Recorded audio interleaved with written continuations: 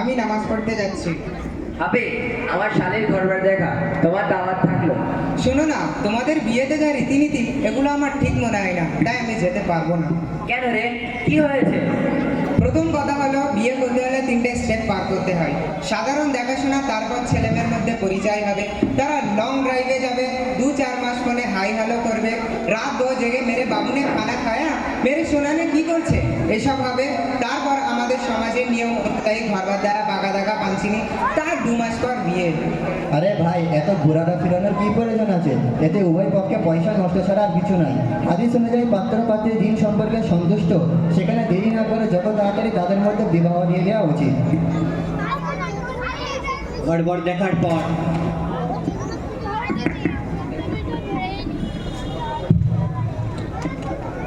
Hello hello मेरे बाबू ने खाना खाया।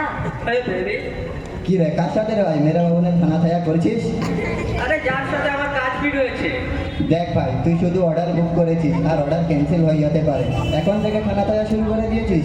বিয়ে না হওয়া পর্যন্ত একে অপরের সাথে কথা বলা ইসলামের দৃষ্টিতে না যায়। তোর অত জ্ঞান দিতে হবে না। 2 মাস পর পাঞ্চিনি আছে আর বিয়ের দাওয়াত একসাথে দিয়ে দিলাম। আচ্ছা ভাই, বিয়েটা বাড়িতে হচ্ছে তো? না না, আমাদের বিয়ে গাড়ির নিচে সব থেকে রয়্যাল পার্ক বুক করা হয়েছে। কেন ভাই, বিয়েটা বাড়িতে হলে কি আছে? বিয়েটা বাড়িতে হলে আমাদের স্ট্যাটাস উদ্ধার হয়ে যাবে। রয়্যাল ফ্যামিলি বিয়ে রয়্যাল জায়গায় হলে তবেই তো লোক বলবে অমুকের বিয়ে রয়্যাল পার্ক ম্যারেজ হলে হয়েছে। দেখো ভাই, আমাদের নবী হযরত মুহাম্মদ সাল্লাল্লাহু আলাইহি ওয়াসাল্লাম বলেছেন, হাদিসে এসেছে, আদ-দীনু ইসরুন, দিন খুব সহজ ও সরল, আর আমরা সেটাকে কঠিন করে নিয়েছি। কি বলছিস? আমার বাপের আছে, আমি খরচ করছি। দেখো ভাই, খরচ করো ততটা যতটা আমাদের নবী হযরত মুহাম্মদ সাল্লাল্লাহু আলাইহি ওয়াসাল্লাম করেছেন। আপনাদেরকে তার আদর্শে আদর্শিত হওয়াটাই অপরিহার্য। আচ্ছা ভাই, আমাদের নবী করিম সাল্লাল্লাহু আলাইহি ওয়াসাল্লাম আদর্শ কি ভাই? আমাদের নবী হযরত মুহাম্মদ সাল্লাল্লাহু আলাইহি ওয়াসাল্লাম বলেছেন, যে বিয়ে যত কম খরচে হবে সে বিয়ে তত শান্তি ও বরকতময় হয়। আর যদি বিয়েটা পার্কে হয়, পার্ক ভাড়া, ডেকোরেশন ইত্যাদি ইত্যাদি, এগুলো ফুজুল খরচ। আর ফজল খরচ সম্পর্কে আল্লাহ তাআলা কোরআনে বলেছেন, কুলু ওয়াশরাবু ওয়ালা তুসরিফু ইন্নাল্লাহা লা ইউহিব্বুল মুসরিফিন। খাও, পান করো, সীমা লঙ্ঘন করো না। নিঃসন্দেহে আল্লাহ তাআলা সীমা লঙ্ঘনকারীকে পছন্দ করেন না। তাহলে এতদিন আমরা ভুল কাজ করে আসছি আর শরিয়াতের বিষয়ে কোনো খেয়ালই করি নাই। আচ্ছা ভাই, বিয়ের দিন আসবে।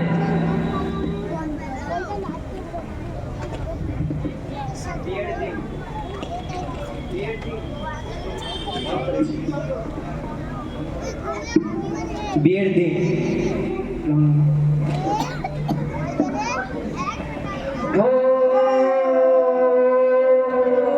দাঁড়াও দাঁড়াও, কি হলো রে ভাই? তোমরা হর্ন বাজছে, এটা কি হচ্ছে? কাজ বন্ধ করে।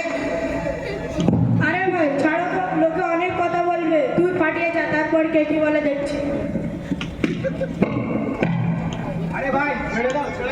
ছেড়ে দেওয়ার কি আছে? এখানে অনেক বাচ্চা আছে, অনেক মানুষের আর্জেন্ট কাজ থাকতে পারে।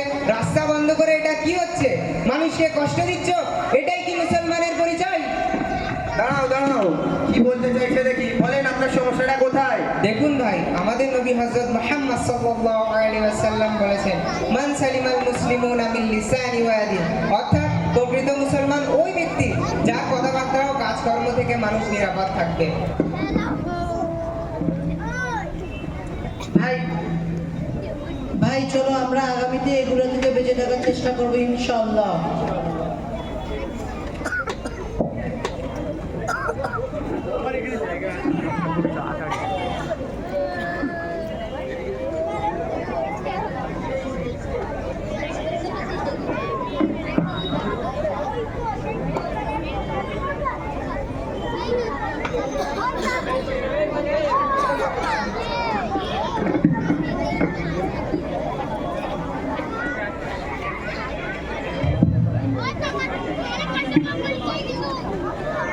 খাওয়ার সময়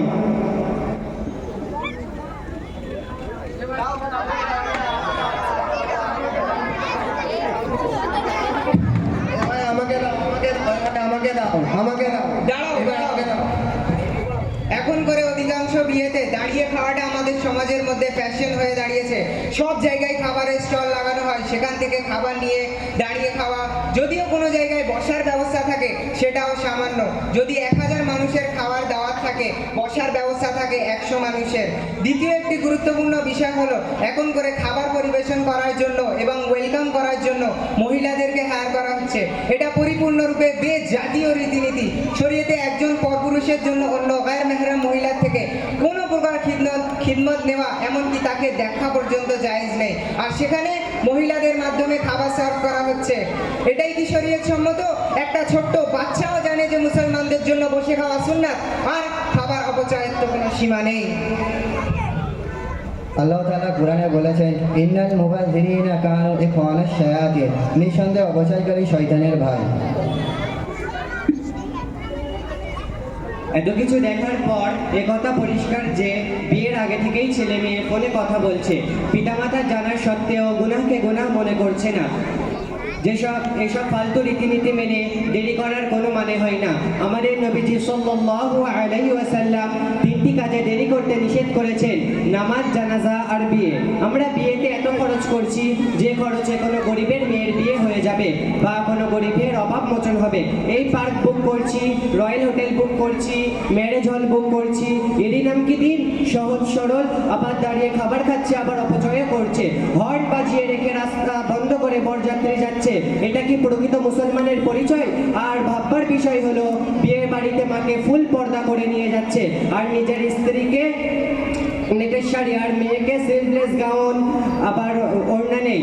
দিনের পর দিন আমরা তো ওড়নাকে ফ্যাশন মনে করে যা সাইডে ফেলে নিচ্ছি, এটাকে পর্দার অংশই মনে করি না।